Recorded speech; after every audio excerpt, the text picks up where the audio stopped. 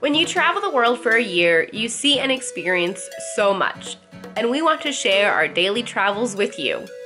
Unfortunately, a hard drive failure means we have to tell the middle a little bit differently.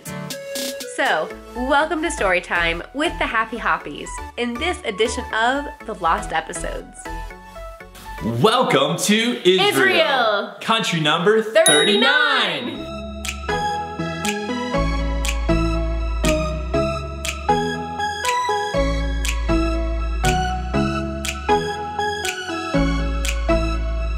So we flew that evening from Cyprus to Tel Aviv on Ryanair, and we got to the airport and we were immediately taking a bus from Tel Aviv to Jerusalem, and then it was about a 30-minute walk to our hotel in the evening. It was about 8:30 around this time, I think, something around like that time. Yeah, and it was like along main streets, nice part of town, so we're like, yeah, we'll just walk it.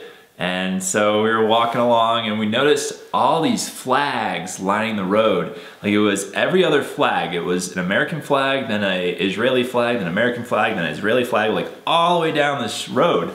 We're like, what's going on? It's on both sides. Yeah, and I mean, I think being away from the US for that long, we would easily spot a US flag like even faster, you know, just because we're like, there's a US flag, like what? And so we weren't quite sure what that was about. And then all the way to the hotel, we also walked past the Bible Museum, and that was pretty cool, like they were just outside of it.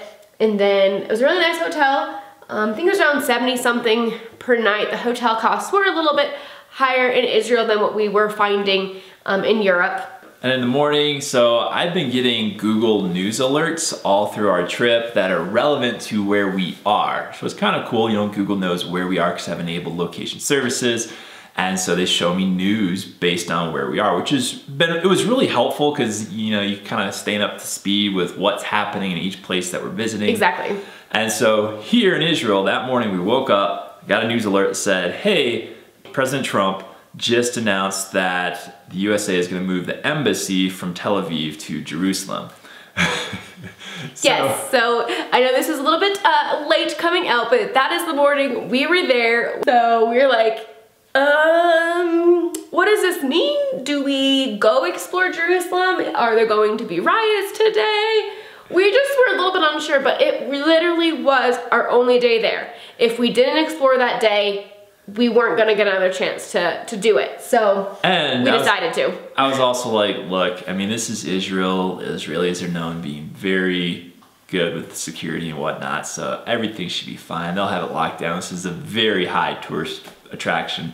Yeah. So yeah, we should be fine. I mean, it's like a lot of other big cities we've been in. You see military guards everywhere, so we'll just see that today. The first thing that we saw when we walked out of our hotel that morning was this Jewish dad dropping off his son on the bus. And in perfect English, he greets us and said, "Good morning, enjoy the day." And it was awesome. It was so great. The people, that is what makes the country like awesome. And so that was our very first experience that morning. And so we're like, boom, it's gonna be a great day. And it really was. So then after that, we saw some like signs, yay, US, thank you for doing this. You know, many people were excited for it. There obviously were people that were not excited for it. So, you know, we just weren't sure, again, how it would be that day, but overall it was pretty good. There was a couple of things coming up that we'll explain that were like, but overall pretty good. We weren't, you know, too sure about, you know, what we were going to encounter.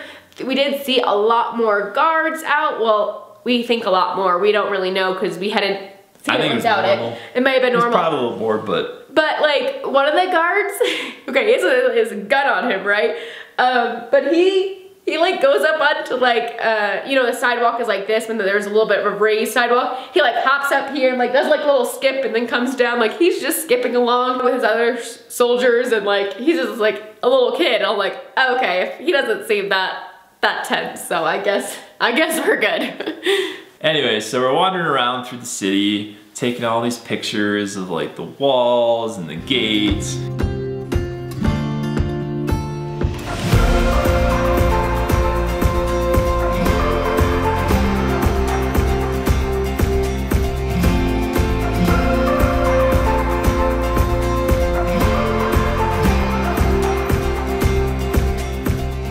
some sellers that are selling some local food and breakfast things, like right in these old cobblestone streets.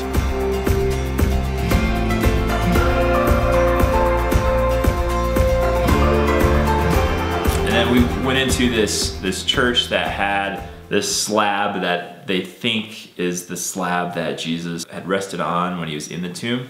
Who knows, but there was that. So there's all, in that church, there was like a bunch of they had actually another tomb that was encased in a building. It was inside of this church. And, you know, some think that was the tomb that Jesus rested in for 3 days, you know, after he died on the cross, before he rose again. But then we also went to the garden tomb later. So anyway, you know, who knows and all these things exactly, but. Right, and in that church with all like the different relics, it just kind of seemed like very empty, and just for me, just kind of like, why are we worshiping these relics? You know, because the tomb is empty, Jesus has risen, and that is what's to be celebrated. Blessed assurance, Jesus is mine. So here we are in the empty tomb. Now, they don't know for certain if this was the tomb where Jesus was buried, but it could be based on all the historical facts and stuff. Born of his spirit. So he is not here, for he is risen. And so the reason that you saw some of the actual footage from when we were there was because I had, around Easter time, and also previous to that, I had sent a video to church for the 7th and 8th graders that we help out with. I had put a video up for them.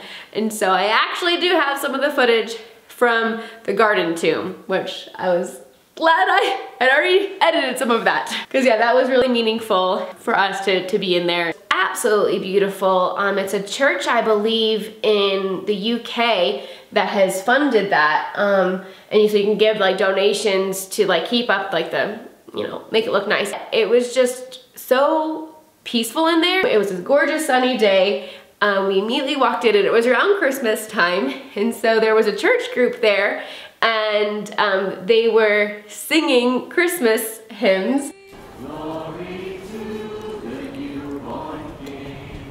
That was just so cool to hear. And then we went to kind of like the corner, and that's where you got that picture. So yeah, over on one edge of that garden area, there was a group, and the tour guide was talking about this spot, this rock just beyond the fence. It was right next to a bus parking lot. The tour guide was saying that this rock was possibly Golgotha, so where Jesus was crucified on top of. And then, you know, would have taken his body down to the garden tomb here. So, you know, maybe it is, maybe it isn't the exact spot, but it was just kind of cool to see it, and it did kind of look, you can kind of imagine that looking like a skull. Christ the Lord is risen today. Oh, earth and heaven and chorus say, Alleluia.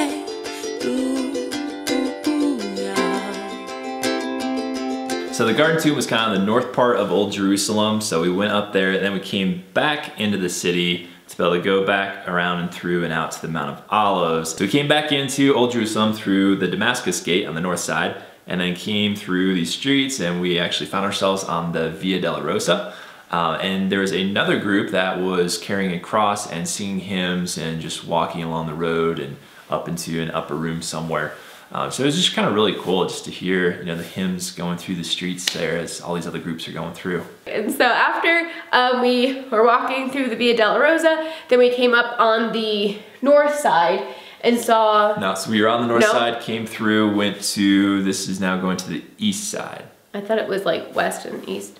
Was it flipped around on your map? No. So remember, you're looking up here? That was the garden tomb up here. Old Jerusalem's here, and then we're going over here, so that's east to the Mount of Olives. Northeast. Gethsemane directions. I don't know. It was somewhere else. Okay, so we went through. I don't know where we walked. I just was following Peter.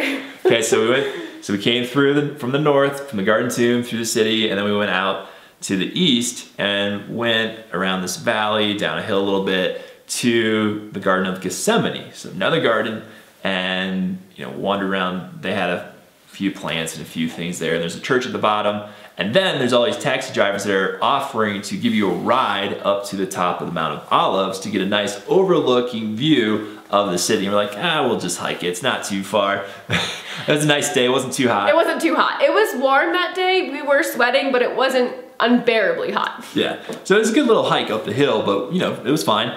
Good exercise for us. So we hike on up the hill and got some cool shots of Old Jerusalem, just looking across the valley at the city, and then getting those classic shots that you always see of Jerusalem with the gold dome.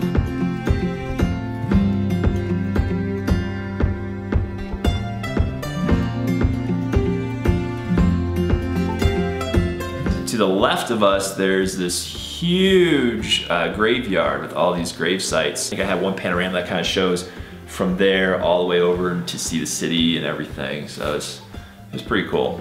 Nice little viewpoint. It was worth the hike. It was, yeah.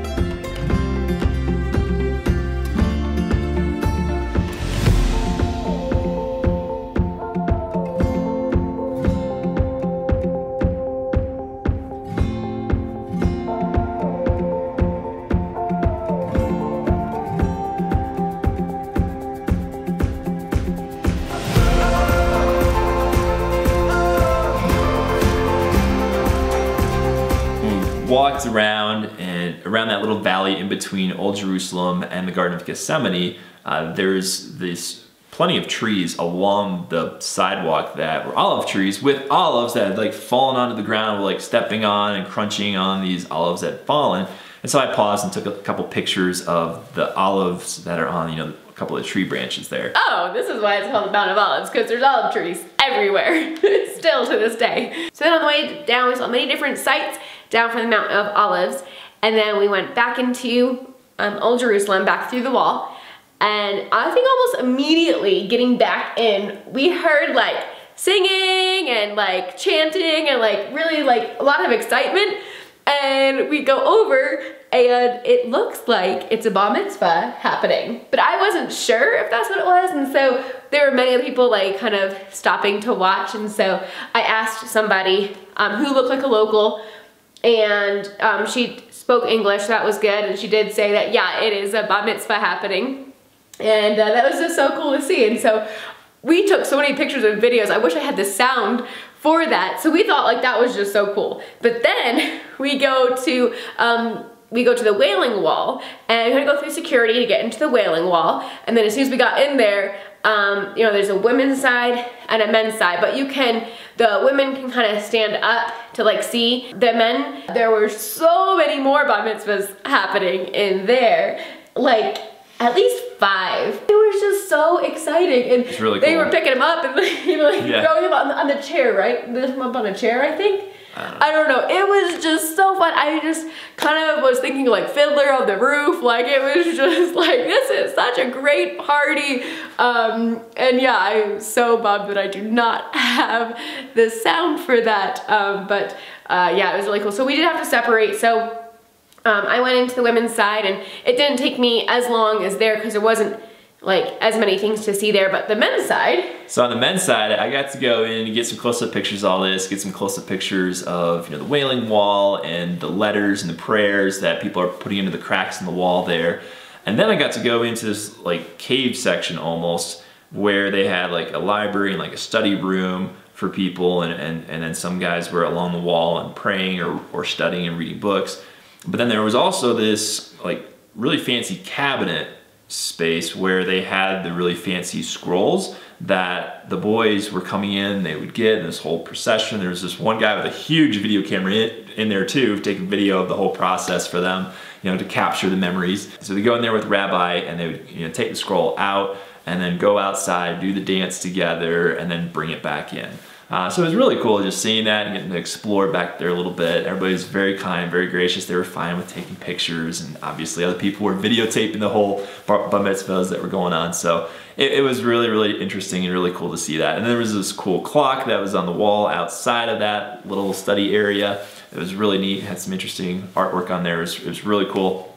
So I got some pictures of that. and then came back out and met up with Lisa again. Yep, and then as we were about to head out, we saw this Black American. He may have been a preacher, I don't know, but just like he was preaching and praying, and he was doing a Facebook Live video. That's why my hand's like this. It was just like so awesome. Like I, again, wish I had my video for that. We just paused and listened for a while. It was awesome. It was really good, you know.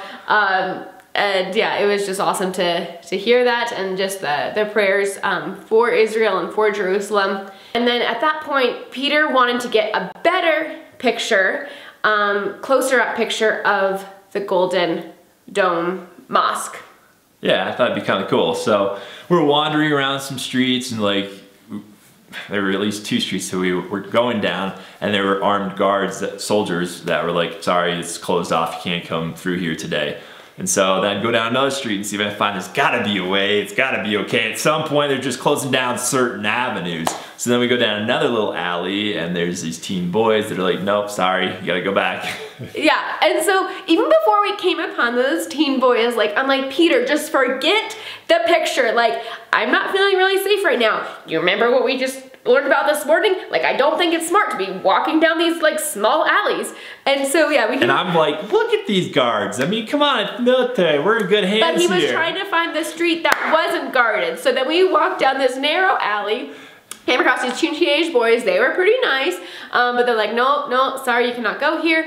And then this big guy comes out, and like I think he's like maybe one of their dads. I don't know.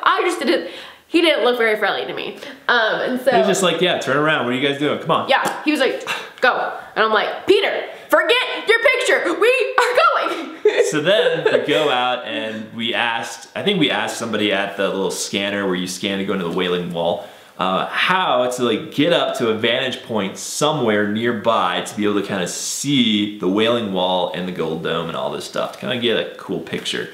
So she gave us some directions on how to get to this little rooftop. So we wandered around a few alleys and side streets and got up to this little roof point view, snapped a couple photos, and then I was like, okay, good enough, we'll move on. I was like, thank you. Like, I'm not trying to die here trying to get a picture. Like, it's not that big of a deal. That wasn't that bad.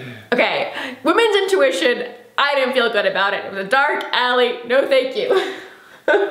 So then we come out, like the main part of the city, getting out to the outskirts a little bit, and they had King David's tomb. And it was like another little study area. I'm not sure if it was, maybe it's where they think David was buried, maybe it really is, I'm not sure. We got to go in there, we had to split up again, go on like different sides, see a few different things, and then came back out and then went around to the upper room where, Jesus had the Last Supper with his disciples, and then got to go up to the roof and take a few pictures of like the city around it, and then come back down and wandered around a little bit around there. There were a couple other sites, a couple of them didn't happen to be a whole lot, but then anyway, we were just wandering for a little bit, and then came back down and headed back to the hotel. Yep, when we got out of the walled part of the city, there was this really cool like world sculpture, got a couple pictures of that, and then went back to our hotel. And we left our bags that morning with the person in the lobby, so that way we didn't have to carry them around. So then we got our bags, and then we headed to get the bus back to Tel Aviv, where we rented a car, and in the next couple of episodes, we'll take you around as we explore Israel in our rental car. It's gonna be fun. See you then.